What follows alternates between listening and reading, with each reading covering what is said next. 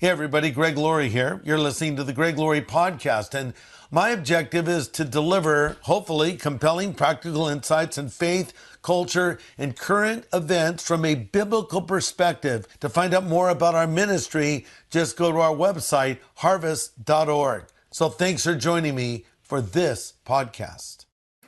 James Dobson is here.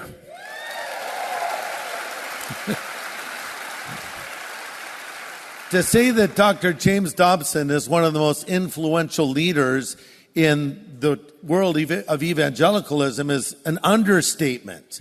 Really, I would say he's a living legend and a man of God that I've had the privilege of getting to know personally. And I can tell you that the private Dr. Dobson is the same as the public Dr. Dobson. And I'll refer to him as Jim because he's asked me to do that, because I always call him Dr. Dobson, so they call me Jim. But let me tell you a little bit about his background. He was born on April 21st in 1936 in Shreveport, Louisiana.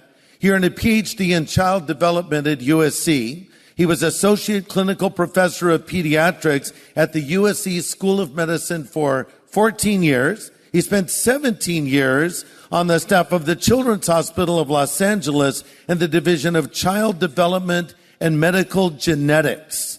And then he has also served on multiple government advisory panels and testified at government hearings as well. Dr. Dobson, he has not been elected president yet, but maybe that's not a bad idea. I think he'd be a good president, don't you? Has a nice ring.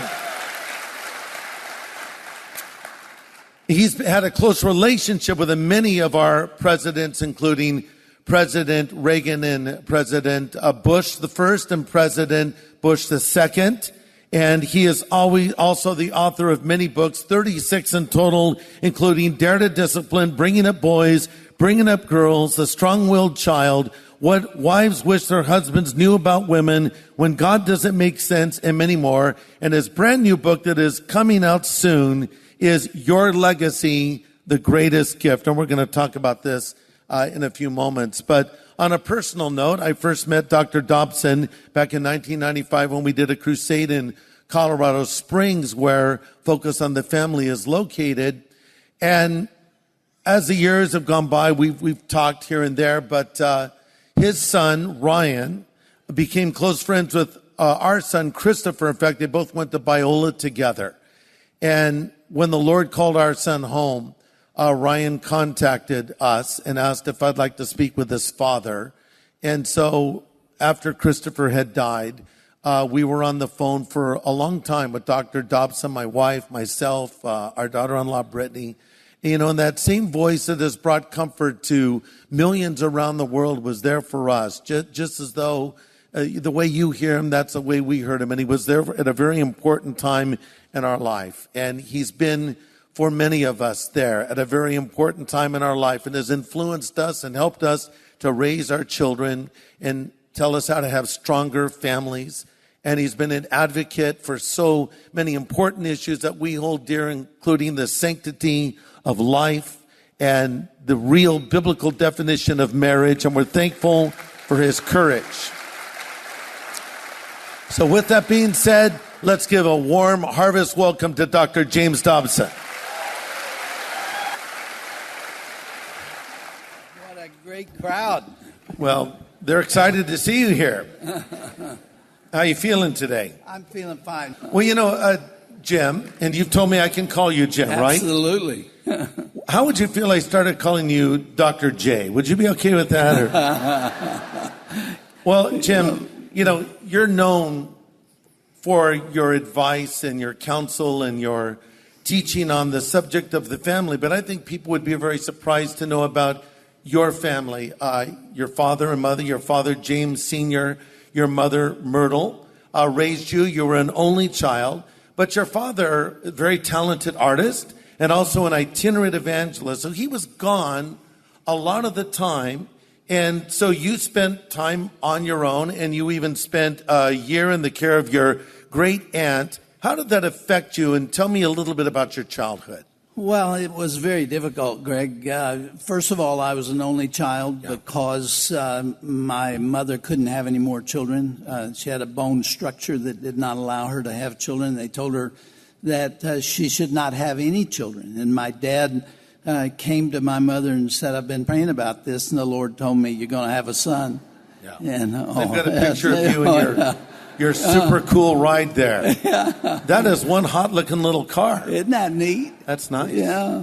Well, Go ahead. I had a very close family. I don't want to imply that there was any lack of commitment there, but my dad was committed also to evangelism. I mean, that was the passion of his life. And before I got in school, I just traveled with him. Yeah. And then when it was time to go to school, there was not homeschooling at that time. And they didn't know what to do with me because my dad needed my mother. And so I stayed with my great aunt when I was in the first grade and part of the second. And my dad and mom would come back every 6 weeks or so to see me. And it was very difficult. I felt abandoned. Yeah. And my dad saw it. And he came home on one of those occasions and he said, Jimmy is becoming more like his great aunt than he is us, and we cannot do that to him. And so he bought a house.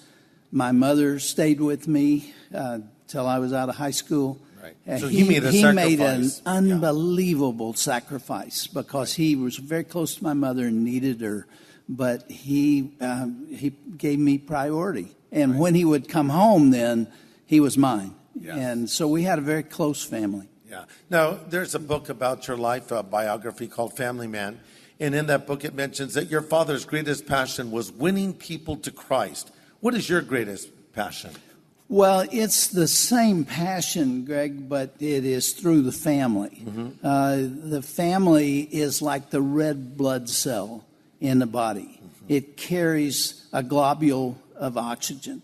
And the family carries the oxygen of the body, oxygen to the body, having to do with the gospel. And so that is what I'm trying to do, is to use the family, strengthen the family, support the family, and therefore pass on the gospel of Jesus Christ to others. Your father's ministry was not widely known except through your mentioning of him. And one day the Lord spoke to your father. And this is also in your book, or in the book about your life, Family Man. And the Lord spoke to him, and your father was not one to say, the Lord spoke to me all the time. So when he said it, it carried weight. And the Lord spoke to your father, James Sr., and said to him, you're going to reach thousands of people, perhaps millions, from coast to coast and around the world. But it isn't going to be through you. It's going to be through your son. That would be you. Yeah. And so you heard that later in life, didn't you? That was one of the most dramatic events in my life. My father was a praying man. Yeah. He prayed sometimes 3 and 4 hours a day. Wow. I mean, he was known in his town as the man who had no leather on the toes of his shoes because he spent so much time on his knees. He wore out the toes before he did the soles. And he was such a good, godly man. And toward the end of his life, he'd had a heart attack. His brother-in-law had cancer, and he was a minister too. And my dad was determined that God was going to give them more time to win souls. And so he had been praying for 3 days and 3 nights without stopping about that, about giving them an opportunity to continue to minister. And about 5 o'clock that morning, the Lord spoke to him and said, I've heard your prayer. I know your passion. You want to serve me. And I'm going to answer it. You're going to reach millions of people around the world, but it's not going to be through you. My uncle died that day. Wow. And my father had a heart attack the next day from which he never recovered. And he wasn't able to tell me that story, and I didn't find out about it for 7 years. In your biography, you're quoted to say the 2 most important things to you are, number 1, ensuring that your loved ones get to heaven, your family and your loved ones, and number 2, living the best possible Christian life. Why is that important to you? Greg, why is it important to all of us? I mean, what else is there? Yeah. What can compete with that? That's true. What, becoming famous, getting a lot of money, having buildings with your name on them, being a great artist, being a great musician? What else comes close to this task? And if you don't get it done with regard to your children, you'll never see them again. If that won't motivate you to give priority to your children, I really don't know what will. That's right. You know, you can hardly think of the name Jim Dobson without thinking of Shirley Dobson. Mm-hmm. There's just certain names that go together. You know, Ron and Nancy Reagan, Billy and Ruth Graham, Jim and Shirley Dobson. And your story of how you met your wife-to-be is a classic American love story. Here's a great photo of you back then and more recently. And your wife was the homecoming queen. You were the captain of the tennis team. And so you met for the first time on your college campus, and you were in your tennis outfit, probably on your way to practice. Do you remember the first thing that Shirley said to you when she saw you? Well, this tells you a lot about Shirley because, first of all, she's got a great sense of humor, but she's also very feisty. Yeah. And that's what I fell in love with. Yes. And that little flirt walked up to me. And she said, "Hi, legs." Hi, legs. And I thought, man, anybody who likes my legs can't be all bad. And back in those days, shorts were shorter, weren't they? Oh, yeah, they were. So there was more legs showing. Absolutely. But there was a sequel to that because several days later, I figured I get to know this girl that has come up there and said that to me. And she was standing out on campus after dinner one night, and I walked up to her, and I had a nickel, and I was flipping it in the air. And I said, I tell you what, Shirley, I'd like to flip this nickel, and if I can call it heads or tails, I will win a hamburger, and you buy me a hamburger. And she said, well, I'll take you up on that. I mean, it's brilliant. Brilliant. I win both ways. That's true. I get a hamburger or I get a date or both. That's right. Win-win. So I flipped it and I won. And she said, oh, no, you're going double or nothing. So I went double or nothing. I won again. Yeah. And I had two hamburgers. Things are going in the right direction. Yeah. And I flipped it again. I won again. I won 32 hamburgers. Stand up there. She's been frying them ever since. You know, Shirley, her maiden name was Dear. Didn't you write a poem for her? Yeah. Well, when she was running for homecoming queen, I had graduated by then, and she asked me to come back and be her campaign manager. And so I thought, how can I draw attention to this? So there was a little path on campus where everybody had to go. At one time or another, everybody went by that moment, that place. And so I made a poster and I wrote a poem. And it said, 100 years ago today, a wilderness was here. A man with powder in his gun went forth to hunt a deer. But now that things have changed somewhat, a school has been erected, and a deer with powder on her nose goes forth to be elected. Very good. She won. She won. She won. She won because of me. Yeah, because of you. Did, yeah. Now, Jim, Shirley had a rough childhood. Her parents divorced. She was raised in I think her father was an alcoholic. Yeah. And so when you were going out together, before you were married, you made a commitment to her. You said, I want you to know. Well, you tell me what you said instead of me reading. What did you say to Shirley? People here who have experienced alcoholism in the family know there's shame associated with that. You don't want anybody to know it. Yeah.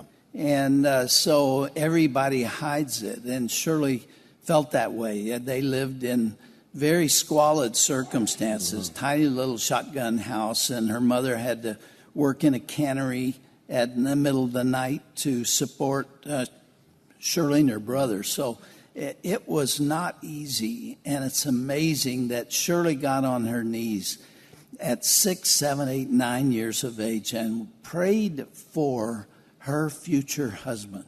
She was praying for me. She didn't know me, and we didn't meet till we were in college. But that little kid was talking to the Lord. She had nothing to give him. She didn't have any money. She had no influence. She had nothing. But he heard her and answered her prayer. So we went together for 3 or 4 months through a summer before I knew that she had had a tough childhood.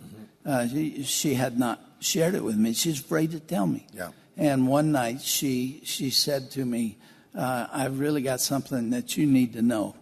And she told me about her childhood.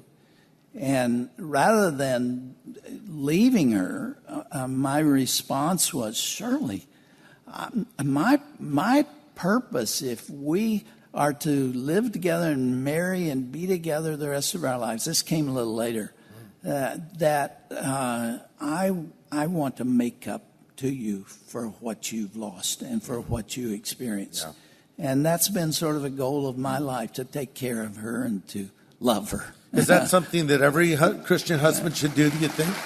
That's great. I think that's one of the roles that God has given to men. It is, in fact, there are 5 elements to it. There is respect. A woman deserves respect, not only the husband for his wife, but for women. Yeah. And to protect. Yes. I wanted to protect Shirley from this man. And to provide for. Right. And to provide leadership for. I believe that's a godly role. That's right. And to then provide leadership for the rest of the family. I think that is what God calls us to do. Yeah. And if you think about it, when you have a boy and you're trying to train him to be a godly man, you start with those. You say, first of all, you take a girl out for a date. You pay that bill. Yeah. This is your responsibility. Right. Yeah, right, ladies? Is this Yes. I thought there would be a standing ovation. I'm disappointed. Yeah. And this may surprise you, too. Your job is to protect her, to get her home safely. Yeah. And as a symbol of that, I think the guy should walk on the street side when he is with her. I like It's that. a way of saying, I am responsible for you. And then, of course, to live a moral and godly life before her, and to serve her in servant leadership. Right. That if you want to teach a boy to be a man, that's where you start with those responsibilities. Well, this passion that you have for the family that started with your own marriage has continued on. Now, you were over there at USC in the School of Medicine, and you had a very productive career and actually started your ministry a bit later in life, didn't you? Because you felt directed, obviously, by the Lord to make this the focus of your life and ministry. Do you remember the name of Dr. Clyde Naramore? Of course. He had a great influence on me. Yeah. And he gave a speech one time and said, if there are promising students out there who would like to go into this field, I will meet with them. Right. And my aunt heard it and told me about it. I went to meet with him. I spent an afternoon with him, and he laid my life out for me. And he said, you're going to need a PhD. And if you do that, don't get married too soon. And he gave me very specific advice, and that's what I did. And that's why I came into my professional life a little bit later. But you got married a little sooner than he told you to, though, right? Or no, I was pretty much on target. I followed those rules. You know, the Lord was in that. I just looked back on it. Of course, my mom and dad were praying for me. Yeah. The night that I went over to SC to matriculate and register, I was scared because you're always scared when there was 30,000 students there. And I was standing in this long line waiting to register. And a man that had gone to my college, he was 2 years older than me, had already gotten his PhD and was a professor there. Wow. And he came over to me and he said, now, I not only know you, but I believe in you, and come on up to my office. Took me out of line, up to the office, and said, I will be your advisor. We're going to do this thing together. Wow. I never had any disrespect for my Christian faith at USC. Wow. And he told me every class to take. I mean, it was just amazing what happened there. Yeah. Now, you went on to found Focus on the Family in 1977. Your radio broadcast was heard on over 7,000 stations worldwide, heard by more than 220 million people in 164 countries. Since then, you've gone on to found your ministry, Family Talk Now.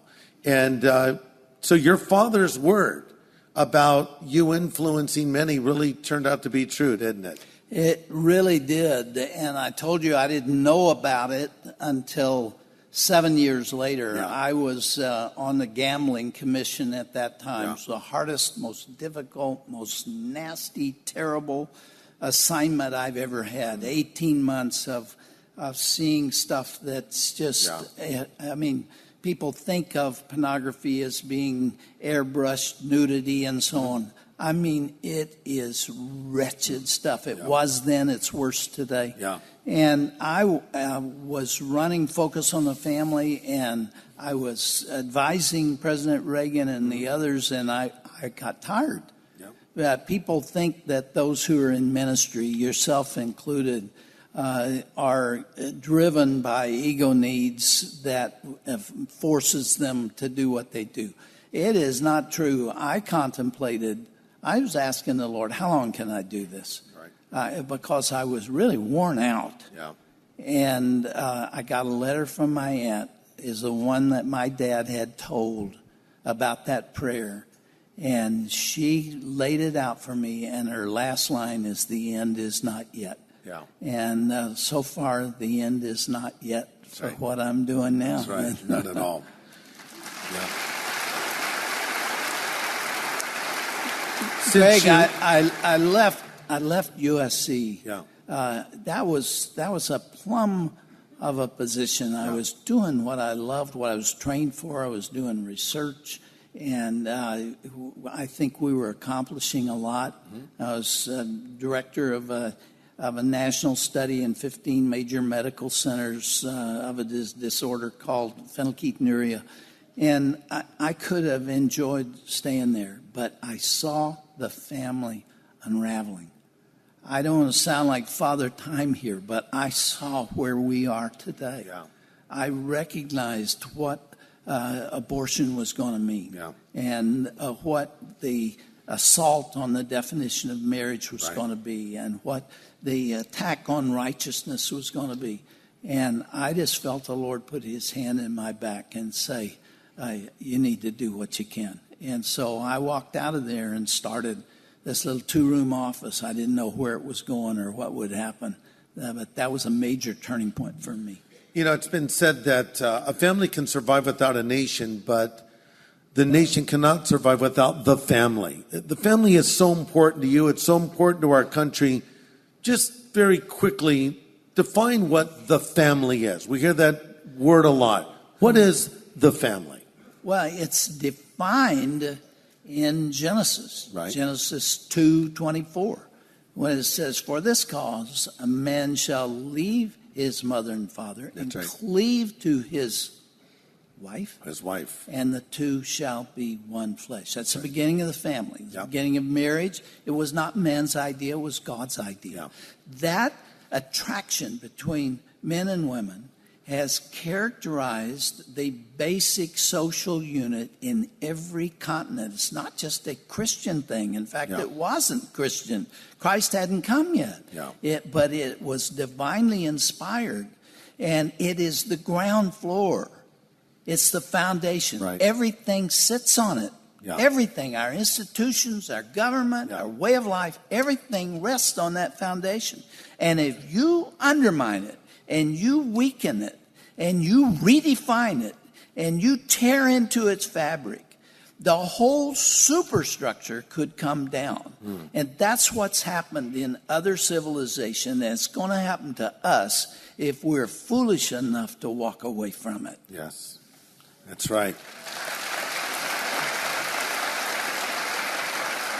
You know, the breakdown of the family, as you've been talking about, is at the root of so many social ills, so many problems in our culture today, and specifically the lack of fathers. You know, a lot of studies have been done, and they found that, for instance, 63% of teenagers who attempt suicide come from fatherless homes. A child that is from a fatherless home is 68% more likely to use drugs or alcohol, more likely to become sexually active at an early age, 3 times more likely to commit a violent crime. 71% of high school dropouts from fatherless homes, 90% of all homeless and runaway children from fatherless homes. And it just goes on and on. Why is fatherlessness at the root of so many of our nation's problems?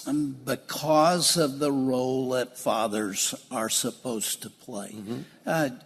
On the statistics that you just listed with regard to them, more than 70% of African American babies are born out of wedlock. And then you add divorce to that. And other things that take fathers out of the home, and the stupidity, the foolishness of the late 60s when they decided that if a man stays in the home, the family is not supported by the government. They destroyed the black family. And it is reeling now. And take a look at what inner city life is like without this leadership. You know, when you don't have a man to teach a boy what it means to be a man. And I tell you something else, girls need their dads as much as boys do. And we're going to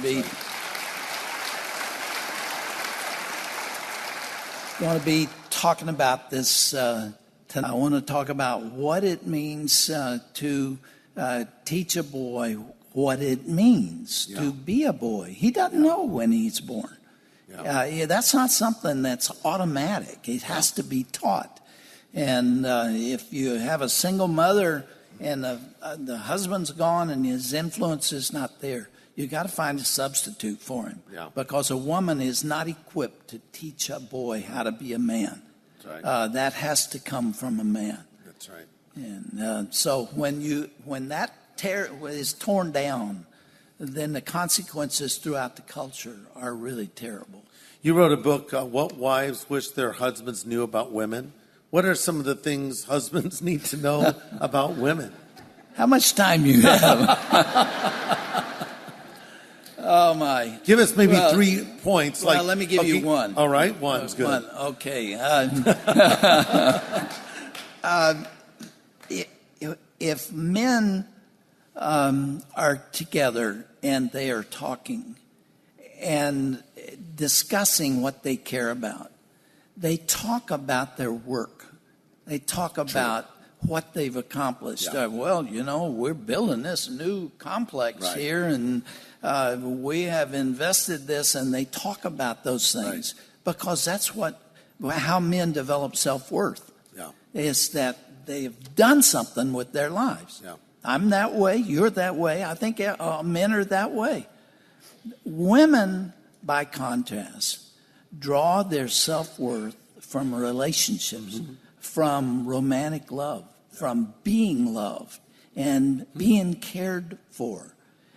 And that's something that men frequently don't know about women. Well, why is she complaining? I know I'm working long hours, but I'm doing it for her. Well, take another look, brother, because she needs something else from you. She needs your love, your attention, your time. So I talked about that in What Wives Wish Their Husbands Knew About Women. By the way, I just released that book. It's a long time ago. I just released it. And I was going to speak on it. I had a bunch of pastors there. And the guy who introduced me came to the microphone and said that I was the author of the brand new book, What Wives Wish Their Husbands Knew About Other Women. That wasn't what I had in mind. So. That might be that book might sell, though, Now, you're well known for your book, Dare to Discipline. How many of you have read Dare to Discipline? Yeah, look at that, lots of them.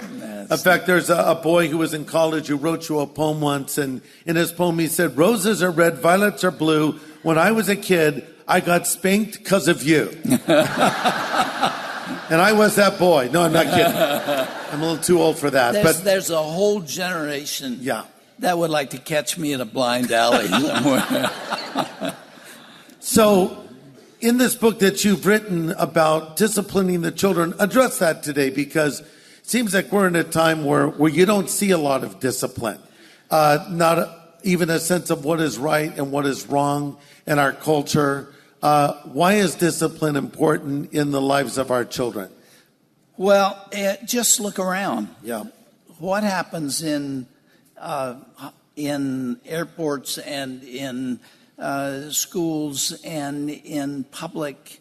You see that parents have no idea how to deal with those kids. You got 2, 3, 4-year-old kids who are already in charge at home because they've been taught not to confront and not to discipline. Right. But the scripture tells us otherwise. I thought you might ask me about that. So Hebrews 12:7. You mind me reading? No, please. Okay. It is for discipline that you endure. God deals with you as with sons. For what son is there whom his father did not discipline? That was then, not now. But if you are without discipline, of which all have become partakers, then you are illegitimate children and not sons. There's 3 more verses there that describe the need for discipline. Yeah. A child feels like he doesn't belong. Right. If he challenges the authority at the home and nobody has the courage to confront him or to lead him. He's got sense enough to know that's not right. And you damage a child if you don't take charge. Right. Discipline is necessary. Right. I was raised without a father. My mom was an alcoholic. I had no discipline in my life, and I was... You know what I was talking about a few minutes ago. Well, sure. I know it all from personal experience. And I was a problem in school, but I was sent to military school for a short time. And they applied discipline. And it's funny, I went from being a delinquent to being on the honor roll when I had structure.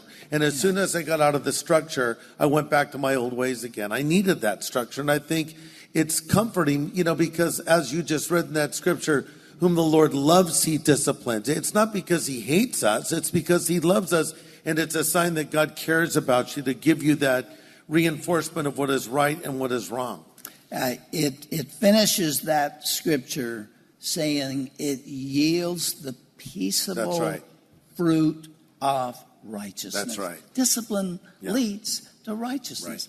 Right. In the heyday of the progressive education movement, some of the educators began thinking, John Dewey and others, that they needed to take down the fences that were around the playground because kids were afraid, that they wanted the freedom. They didn't want to be hemmed in. So they took them down, and the kids huddled around the center of the They wanted that room. protection. They wanted it. Can you imagine riding in a car over Royal Gorge, if you've ever been there in Colorado? And it's scary. It looks like forever below you there. And if those guard rails were not there, you would move toward the center. That's right. Those guardrails bring security. Right. That's what a child wants. Right. We have a little bunny rabbit. My granddaughters have him, and his name is Fuzzy. They named him, and they take him out and play with him. And my granddaughter Allie kind of manhandled him a little bit, girl-handled him, I think you might say, at first. And now she's better with him. And now our grandson Christopher, he'll sometimes pick Fuzzy up by the head. No, Christopher, support his bottom. And so after they're done playing with this rabbit, when I take him back to his cage, he leaps out of my arms to get in the cage. It's like, let me get in the cage, because when he's in the cage, he's secure, and the bars are keeping the grandkids out, So there's security there, and God has given us absolutes. and parameters. They could seem like bars, but we could also think of them as walls to keep evil out and to protect us from evil. Well, my dad would have said, that'll preach. Yeah. Yeah, that'll preach. That's Exactly. a message that comes right out of reality today. So when you think about marriages, here's someone listening and maybe their marriage is strong, maybe their marriage is struggling, maybe they've been divorced or they're even contemplating divorce. Do you think there's anything we can do to effectively, maybe not guaranteed, but would give us a better chance of making it in the years ahead? In other words, is there a way to divorce-proof a marriage? Not in this culture, because it's working against us. Yeah. It's working against your kids too. Yeah. The culture's at war with Yeah. the family. So you can't guarantee it. Right. But the best glue to hold a family together is commitment. Yeah. You just decide. I mean, it never enters your mind or Right. your thoughts or your words. Right. Yeah, this is for life. This is the way it's intended. I was fishing with my father-in-law not long ago, and we each had a little rowboat, and we were on a choppy lake, and we were rowing along there together, and then the fish started biting, and our attention was drawn away from staying together, and we wound up with one on the east shore and one on the west shore. And it was the same lake, same wind, Right. same influences, but when we quit rowing, we drifted apart. Yeah. And marriage is like that. Yeah. How do you stay together? Right. You row like crazy Yes. and don't stop. That's good advice. Craig, that'll preach. That'll preach, yes. So here's a single mother wrote this question, and I'm a single mother too. I'm trying to raise my children in the way of the Lord. What advice would you give me? Single mom, 2 kids, Well, no dad. I addressed it a little earlier. You find a substitute. Yeah. You've got to have a man that's involved there. And in this day and age, you have to be really careful because of the exploitation, sexual exploitation of children. But a coach, an uncle, a grandfather, a youth pastor, a neighbor, a youth pastor. Sure. Yeah, and all those on occasions have done the unthinkable. Right. So you have to keep a real close eye on it. But Right. you need somebody, go to a good high school with a straight A student and rent a teenager for, a period of time. Right. To show a boy how to throw a ball and That's right. how to be a boy. When I was being raised, my mom was gone most of the time, so I would go out and get my own food every night at the restaurant. And I always ordered the same thing, a hamburger, french fries, and a vanilla malt. And all my friends envied me because I didn't have to go home at night and eat dinner. I could eat when I wanted. Hamburger, fries, vanilla malt. After doing that for about 6 months, I got tired of it and started going over to my friend's house where there was a mom and a dad and sat down for a family meal because I wanted that structure. So maybe you don't have that structure, but maybe there's another place where that structure can be, because it could be modeled for them to see what a family should be, and even better, what a Christian family should be. The other side of that is that the family that has it together, not perfect, but is really making it work, needs to bring those kids in. That's it. Because they've never seen it. Shirley, when her family was all torn up, was invited by church people over to the house of friends, and was shocked to find out that after breakfast on the Saturday morning, that the father came and prayed with everybody. She had never seen that happen before. It made an impact on her. She said, I want that. Yes. And we need to also do some teaching when we have an opportunity to tell others about him. That's right. So you've been a friend of presidents. President Reagan, President H.W. Bush, President George W. Bush. Tell us a little bit about President Reagan and what it was like to get to know him and spend time in the Oval Office. What's it like to walk for the first time into the Oval Office? it's awe-inspiring because you just think of Lincoln and Roosevelt and all the people who lived and worked in that place. And it's dangerous, too, because your eyes spin. And, you know, it was Chuck Colson who said that the lions of the waiting room become the lambs of the Oval Office. Once you get in the presence of power. And you have to be aware that that's happening to you because you can be corrupted very easily. Thankfully, the people I was working with were not there to do that. Ronald Reagan was a great man. I mean, he was a great man.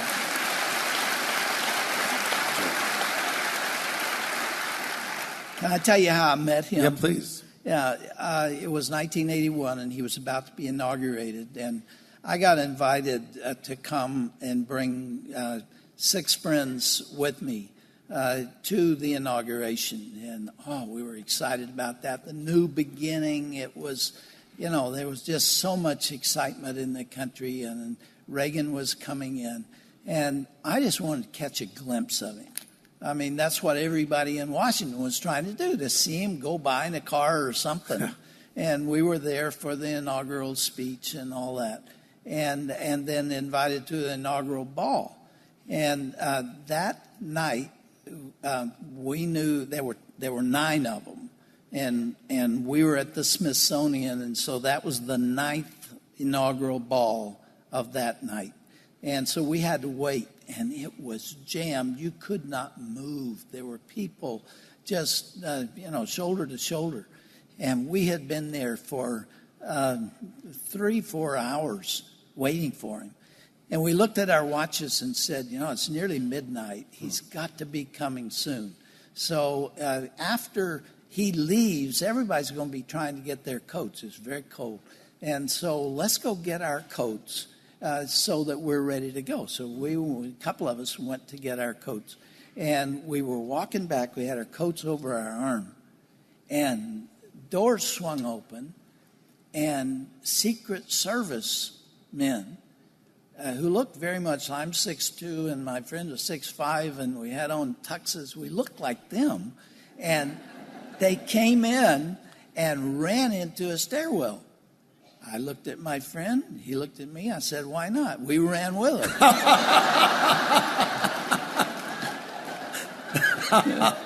That's funny.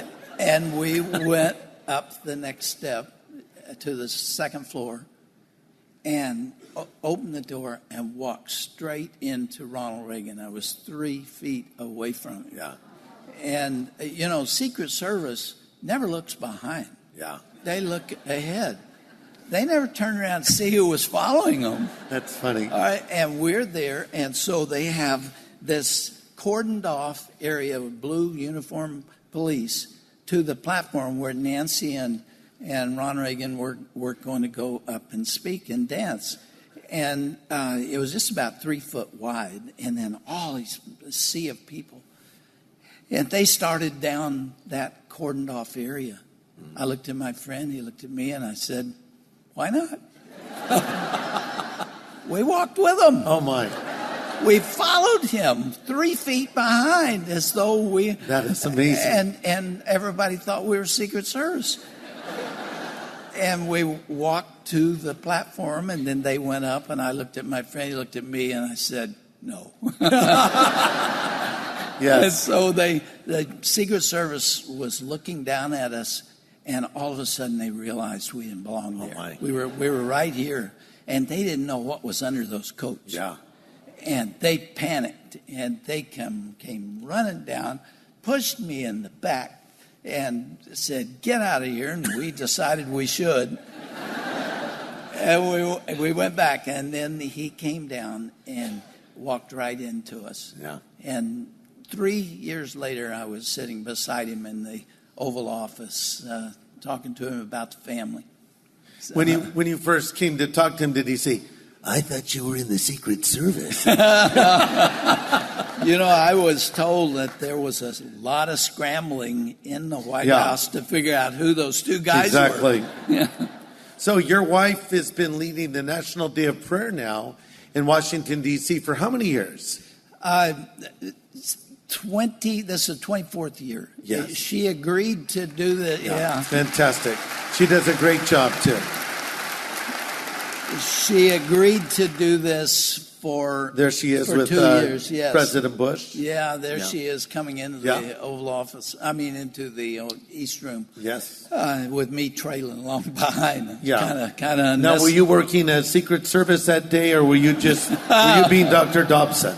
I don't know, but they were worried about me, I think. There's that guy again. Yeah. During the Bush administration, he was there, of course, 8 years, and he had a prayer service all 8 years. Yeah. And sometimes it was very hard for him. The year that he went out to fly the plane out to the Abraham Lincoln, remember that? Mm-hmm. That was a busy, busy day for him. And his staff came and said, "You do not have time to have a National Day of Prayer." He said, "This is priority." Yeah. And so he had an event there. And Shirley spoke at all 8 of those. She's done a great job. I'm really proud of her. She really has. And okay, so let's shift gears as we come to the end of this interview, and let's ask you some personal questions. Dr. James Dobson, what is your favorite kind of music? You don't really want me to answer that. I really want you to answer it. I'm going to disillusion everybody here. Or they'll be happy to hear it. I'm a Beatle fan. I like that. So am I. I have no illusions about the Beatles. They had a horrible impact on society, on young people. Right. They really did. But their music was good. They're evil men. They really were evil men. But you like their music. I like their music. Yeah. You wonder what the Beatles would have said. "Oh, we hear that Dr. Dobson likes to listen to our music, you know. It's lovely, isn't it?" Lovely. So, so you like Beatles music. What's your favorite song? Well, it would come out of that. Yeah. Obviously, I think Yesterday, probably. The song Yesterday. Or Eleanor Rigby. Right. Or all of those classics. I didn't like them when they got crazy, but I like those. Yesterday, All My Troubles Seem So Far Away. Yeah, I have to tell you that we're running out of time, but I went to a concert by Arthur Fiedler and the Boston Pops. Yeah. This was American Academy of Pediatrics in Boston. And the first half of the program was Brahms, Beethoven, and Mozart. Yeah. And at intermission, after intermission, Arthur Fiedler came out. And he said, "You're probably not going to agree with this, but the music you're about to hear now from the Beatles rank with those other composers." Yeah. And that took everybody's breath away. It was not about the words or lyrics. It was about the music. And he said that it is really classic and unlike anything else anybody has done. I remember when I came to your radio program a while back in Colorado Springs, I sat at lunch with you and your wife, Shirley, and then Danae, your daughter, and Ryan, your son. And we're having a meal, and we got into this conversation about the Beatles. That's when I first found out you liked them. And then we were talking, you asked the question, do you think the song Lucy in the Sky with Diamonds was about LSD or about a child's drawing that was brought home to John? And we talked about that a little bit, and I just thought, what a surreal conversation. I can't believe I'm talking to James Dobson about this. But kind of shifting gears now, looking back over your life, what has been the greatest regret of your life? There have been some significant ones. Agreeing to come here today? Yeah, well, I gave that a lot of thought. No, I made a huge mistake one time. I was at Children's Hospital, and a young woman wanted to see me professionally, and she came in, and she had a 2-year-old who had been born out of wedlock. She was struggling as a single mother, and she was pregnant again. And she came to tell me that she was going to abort the baby. Yeah. And I did everything I could to talk her out of that. I gave the whole pro-life message. And she said, no, I've already got one child I can't take care of. I'm not going to have another. And so then she told me, in fact, I have an appointment at one of the hospitals in town. Yeah. Will you take me there? And I drove her there and let her out. And I've had that on my conscience ever since. Yeah. That would rank very high. I'm disappointed with myself. You're very passionate about the pro-life position, about the sanctity of life, about protecting the lives of innocent children still in the womb. I mean, I was conceived out of wedlock. I could have been an abortion statistic. Thankfully, my mom carried me to term. And really, there's no illegitimate children, maybe illegitimate parents, but every child is legitimate in the eyes of God, and God loves them and has a plan for their life, doesn't he? Yeah, absolutely. You know, I was asked to speak this year at the Walk for Life in Washington, D.C., and I met 7 young women there who have an organization. Every one of them was conceived by rape. Oh, wow. Isn't that incredible? We're going to have them on the radio. Wow. That conversation with regard to the young woman I talked to who had an abortion has a sequel to that. A couple came to see me because the wife had abdominal problems, and they didn't know what was wrong with her, and they did x-rays on her. They wouldn't do that today. They would do MRIs or CAT scans, but they did x-rays and found out she was pregnant. And they told her, you must abort, because this child could be mentally retarded, could be blind, could be deaf, could be distorted in many ways. You can't allow that baby to be born. So they came to see me. And they said, what would you do? And I said, this is obviously not an easy decision for you to make. Right. And it wouldn't be for me. But I would let the baby live. Amen. And leave it up to God. Yes. And the consequences may be everything they say. I'm not, contradicting that. Right. And they let that baby live. And the most beautiful baby girl was born. She's now 34 years old and has been a blessing to everybody. Great.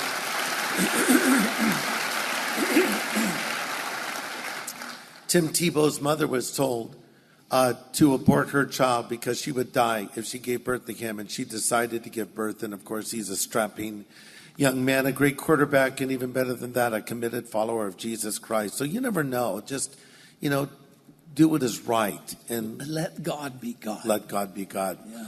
Well, we're really at the end of our time, so I'm going to ask you just a few little quick questions. Maybe you could give me short answers, if you wouldn't mind. You say quick or trick? Maybe a little of both. Maybe a little of both. What makes you angry?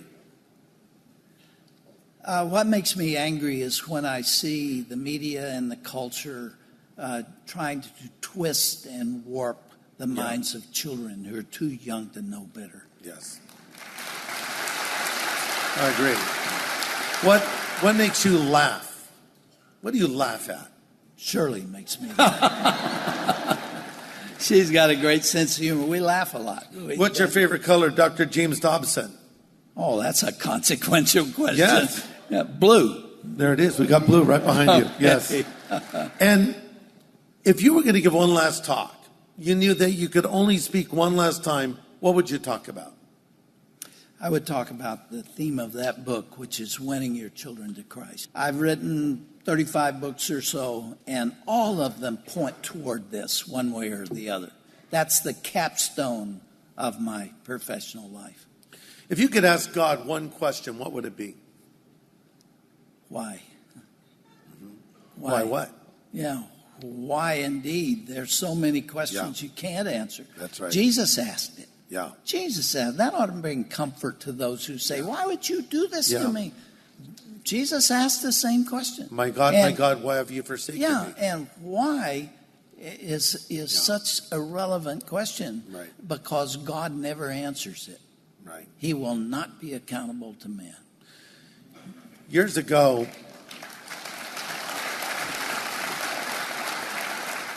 I had the opportunity to have lunch with Billy Graham, and I asked Billy the question, Billy, if an older Billy could speak to a younger Billy, what advice would you give yourself? And Billy said, I would tell myself to preach more on the cross and the blood of Christ, because that's where the power is.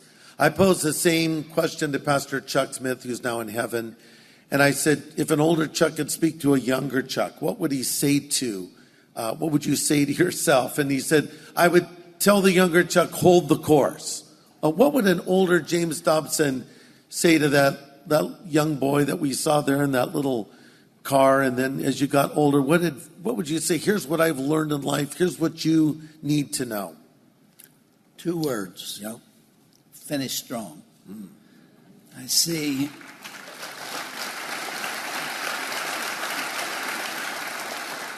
We see the patriarchs of the Bible, Samson, Solomon, Yes. David, so many of them, Hezekiah, who lived a godly life it's true. and then fell. That's right.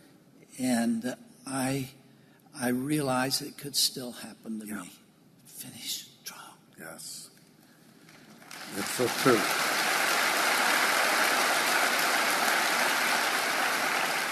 And Dr. Dobson, you've been a great representative of us and a great example to us. And we want to thank you for your faithfulness to the Lord, your personal integrity, your love for your wife, for your children, and the stand you've made in our culture. You're one of our heroes. And so we want you to know that we love you and appreciate you. I appreciate it. Dr. James Dobson.